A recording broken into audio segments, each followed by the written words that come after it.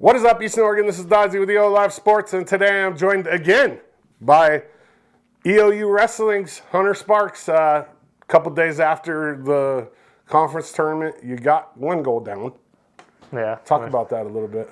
Yeah, it was a good weekend. It was fun.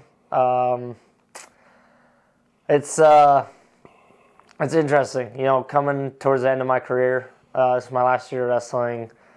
The mindset, the goal is always the same. I want to be a national champion, but 100%. the mindset and outlook has kind of changed a little bit, and I'm just trying to enjoy this ride, have fun, score points. I tell that to all my teammates, just letting it fly, and I feel like that's kind of what I did this weekend. Just try to have fun, not hype myself up too much or stress myself out, and it worked out pretty well. So. Yeah, back-to-back CCC champ at 125. Walk me through that final match. Well, I going into it, I knew the kid was super tough. I've actually wrestled him once before. It was my junior year of high school. Junior year of high school? Wow. Wow. I wrestled him. We had a tough tournament we'd go down to California for. He kicked my butt. And I knew he's a stud. We both graduated from Clackamas Community College. Yeah. But yeah, just getting in the match. It's hard to say. He was tough on his feet. He was kind of hard. His hand fighting was hard to break through. My defense kind of helped me in a lot of those positions. He was getting to my legs, but I was able to kind of fend him off and either get a stalemate or win the scramble there. And I think that kind of played to my favor because I kind of felt he was wearing down a little bit after that. And just a couple key points where I was able to capitalize off of either a scramble or, off of his shots. And it ended up working out in my favor. It was fun. It was a good match. I think it was exciting for everybody. And just kind of thank God for putting me in that position. That was a good time. I enjoyed myself. So one of the positions that I feel like you're comfortable in, and I don't know what it's called, but it's when you guys are both on the ground and the person's up on their knees, you're on their back. They're holding my legs. Yes, there. Yeah. What is that called? Some people call it a waterfall position. I call it the Iranian. Yeah. It's just an Iranian position. I try. Number one thing is I don't want people to get them on my legs. I don't want to have to get to that position. But yes, if something about this year, I don't know what it is, in that position, I just feel comfortable, and I'm pretty darn confident that I'm not going to get scored on. You scored out of that position. I did, yeah. That was where I was saying it just kind of worked out. Kind of fell off the side a little bit, past the leg, and came up and ended up winning that scramble. But we got there a couple more times previously and ended up getting a stalemate out of it, or time ran out or whatever. But yeah, it's an odd position. Yeah, it's tough. Basically, I try to wrap up wrists, wrap up their arms, get them kind of stuck, and then I'm just kind of balancing on my head. It's an interesting position. It really is. I'm comfortable in there. When Hunter Sparks is on his feet, what's your go-to move for a takedown? So we drill this in practice. Coach always has us do it. All right, pick your number one takedown. Do that for a minute. Pick your number two. But I always joke with him. I tell him, I'm like, I don't have a number one takedown. I don't have a move that's a go-to. I think one of my biggest strength is just my adaptability, and so my favorite takedown is the one that presents itself. Yeah. So whenever I'm hand fighting, so double legs there. If it's there, I'll take it. If ankle it's a single, picks there, yeah, exactly. It's there, right? So just whatever presents itself, and I can recognize that's my favorite takedown. Okay, so say we're in the national championship, and I don't want to manifest destiny or anything, but championship match, you can pick one move to pin somebody with. One move to What like is it? any move. Any move. I don't know. The other week I pinned a kid in a fireman's carry. Just straight from the fireman's onto his From the back. fireman's, kind of stayed in that position, and I just kind of scooped ahead and pinned him. That was pretty cool. It's really hard to do. Yeah, you have to be super strong. And they gotta kind of stay there for you. Yeah. That was pretty cool. I don't know. It's the same kind of thing. Whatever presents itself, like, I mean, if it's a half, it's a bar. If it's legs in, whatever. I mean, if I have an opportunity to pin him, I'll use whatever move I can. So I get it. Let's change it a little bit, and let's talk about like your team. If you had to pick one teammate to take with you to an all-you-can-eat buffet, who you bringing? to an all. Yeah. What's the goal? Eat as much as possible. Yeah. You're going to an all-you-can-eat buffet. I think I'm gonna look at this two different ways. Yeah. It's either one, I'm taking Darian or Jay, because they can put food down. I mean, Jay, I don't know if you saw, he did the Blazing Wings challenge. Did he? When they were in Arizona, and he crushed it. Oh, I'm sure. So that'd be my second. That'd be one of my choices. My second choice would probably be Zach. The other 125. Because he cut a lot of weight. Give me him the day after his last weigh-in. Oh, and just And starving. I think he's gonna. I think he can do some damage. What about you after cutting weight? Like, okay, after nationals, you don't have to worry about cutting weight anymore. Yeah. Right. What? It's liquids for me. Is it? I don't get too hungry. I mean, I'll enjoy like a steak or a burger, but I mean, I'll put down some chocolate milk. What about like a couple years from now when wrestling's all over? What weight will you be? What will you carry? About 140? Yeah, probably. I think at max I'll probably go 150. It depends on how much. If I drink a lot of beer, I know that'll hit. So Yeah. But I mean, I plan Beer to is keep just coaching. calories, dude. Yeah, I plan to keep coaching, being involved in wrestling. Plus, I'll be in grad school, so I mean, the stress is going to be there. So I don't plan on gaining too much weight. I want to stay pretty fit and beat up on, whoever I'm coaching still. So. All right, and I don't even know if you have a sister, but hypothetically, if you don't, what one teammate would you not want to date your sister? And then flip it too. Which one wouldn't you mind? Wouldn't I mind? Yeah. I think if somebody was going to date my sister, it would be Braden. Yeah. Braden is He's a just sweetheart. the most caring, loving, like kind-hearted kid. Great kid. I would trust him. Shoot, who am I going to throw under the bus? Yeah. Not to date my sister. Yeah. I got to think about this for a sec. You can take Probably. a group of dudes too if you want to. If you don't want to just throw Dude, one guy. None of the freshmen. No. Not letting any of the freshmen anywhere near him. Especially, I'm going Wes. Wes ain't getting nowhere near my sister, dude. He's a silent ladies man. I love it. What do you look for in a great coach? I think communication's the biggest thing, and that was one of the main things that I kind of saw in Azure when I was coming out here, is just having that open communication where, I've been in it long enough, like I know what I need and I know how my body feels, and having him there to not only, still push me and, give me that advice like, all right, I know you're feeling this, we need to push through this, keep doing this, but also have that ability to be like, yeah, I understand, take a day, relax, go get therapy, or maybe we won't go live in that practice. That's what we've been doing this week. I'm pretty beat up just from the season. Yeah. And instead of just pushing, it's like, all right, let's rethink this. Let's plan out just slightly different. Give you a little more recovery, then we'll hit hard in the end of the week. And just having that communication and being willing to like engage in those, not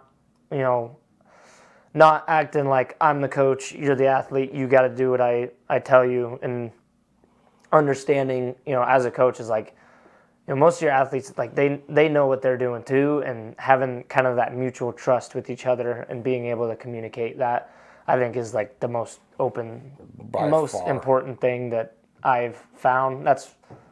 And I think that's in life. I mean, that's with a partner. That's with coaches. It breeds that's with success. jobs. Yeah. I mean, if you can communicate, you can get by. I mean, that's just actually, if you can communicate well, you can do more than get by. You can thrive. Yeah. Right. If Hunter Sparks walks into the wrestling room and he sees a teammate struggling with a move, what does he do? I like coaching. I enjoy coaching a lot.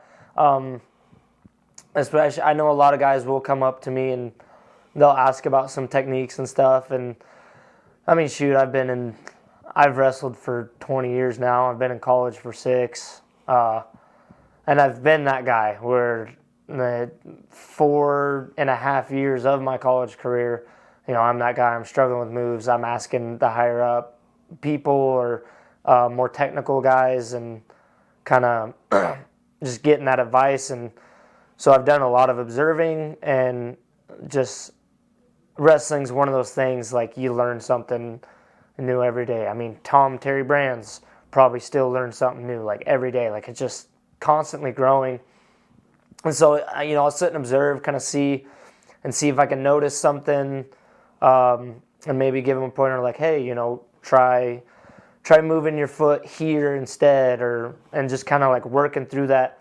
And then, sometimes I'm not able to fix it myself, so I'll call, we have a kid on the team named Travis. Travis is probably one of the most technical guys I've ever met.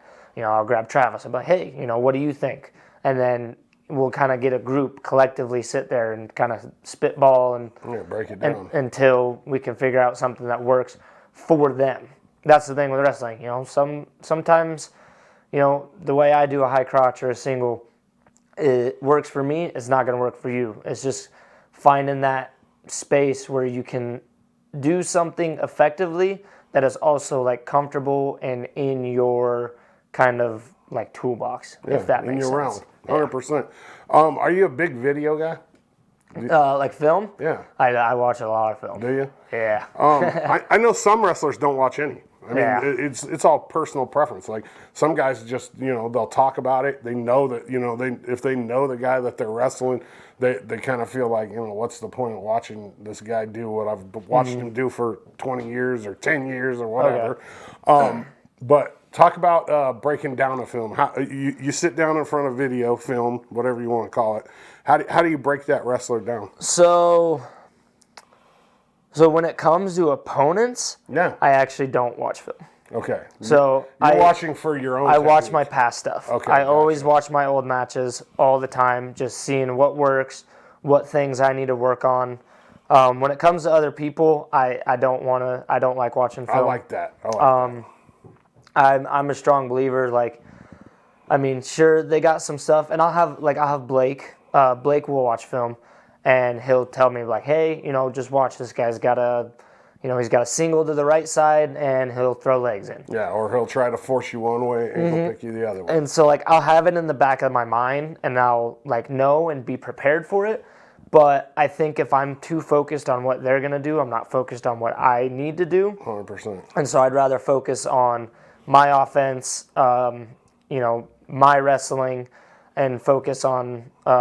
Actually, I had a talk. I had like a spiritual talk with one of my pastors from back home today, and we talked about purpose over results. And so that's basically talking about, don't focus on the outcome of the match. It's not winning or losing, winning a national championship or whatever. That's the goal. But I'm not going to get there by saying, I have to win this, or I can't lose this. Instead of focusing on like, okay, I know how to wrestle. I've put the training in. I know how to do this move. When this presents it, do this. Blah, like that kind of stuff.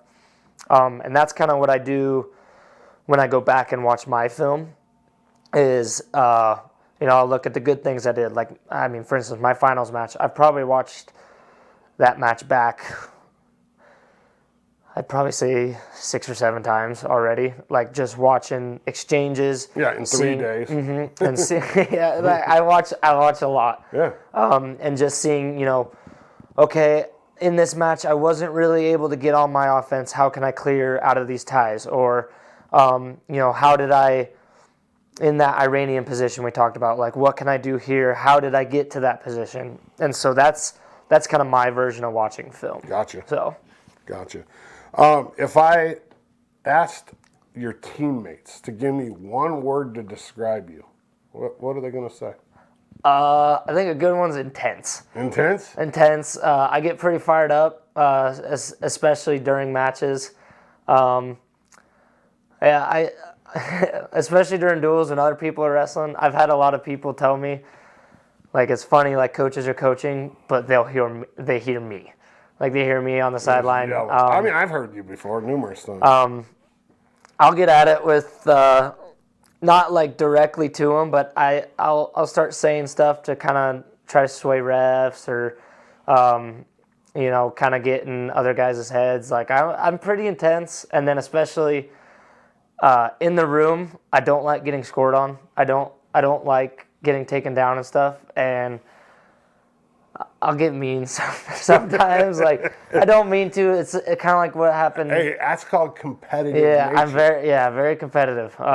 You can't be a national. I mean, you can't compete at the highest level and not be competitive. Yeah. I hate to say it. It's just one of those things. So I'd say intense. Like, I know that's like, I don't know. I don't want people to be like scared of me, but like I kind of get that vibe sometimes. But like, I'm pretty friendly. Like, Yeah. you know. Like, I see it. I mean, I get that. So for me, my size, it's inherent that people are intimidated by me. Mm-hmm. So I've learned to, like, there's some things that I've learned to do throughout my life to make people more comfortable. One of the things I do is, like, if I'm having a tough conversation with somebody, I always sit down. Because, I mean, it shrinks me down. You know what I mean? I don't want that person to think, you know what I mean? We have to have a tough conversation. I'm going to sit down. We're going to be, you know, kind of eye level. That way you're not looking up, because I'm a big dude, you know? Like, I don't want people to feel that way. But in wrestling, that can be an advantage for you. It can be. I mean, I try to keep it. Sometimes, you know, I get ahead of myself and I'll go a little too far with some things. But, like, I mean, one of the big things, like, with wrestling that I believe in, like, I do some moves that are not comfortable. Like, and it inflicts pain.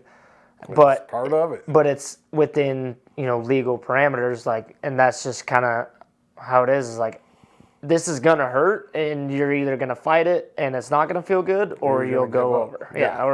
And so, and I try to do it in the room too. It's just, that's wrestling. Wrestling's I just feel like tough. if you weren't doing that in the room, and for people listening and watching, when we say the room, we're talking about against teammates. If you weren't doing it in the room, then you're letting your team down, in my eyes. Like, if you're going soft in any way in the room, you're letting down your teammates. 100%. I agree. I mean, that's part of your responsibility. It's not just going and winning matches. It's making the guys around you better, and that's their responsibility as a teammate as well. Eastern Oregon, he's EOU senior conference champion at 125. I'll go ahead and say it because I know you're not going to say it. Should be the number 125 in the country. He's currently sitting at number 3, which is a whole different story. But Hunter Sparks, I appreciate you, man. Yeah, thanks for having me on.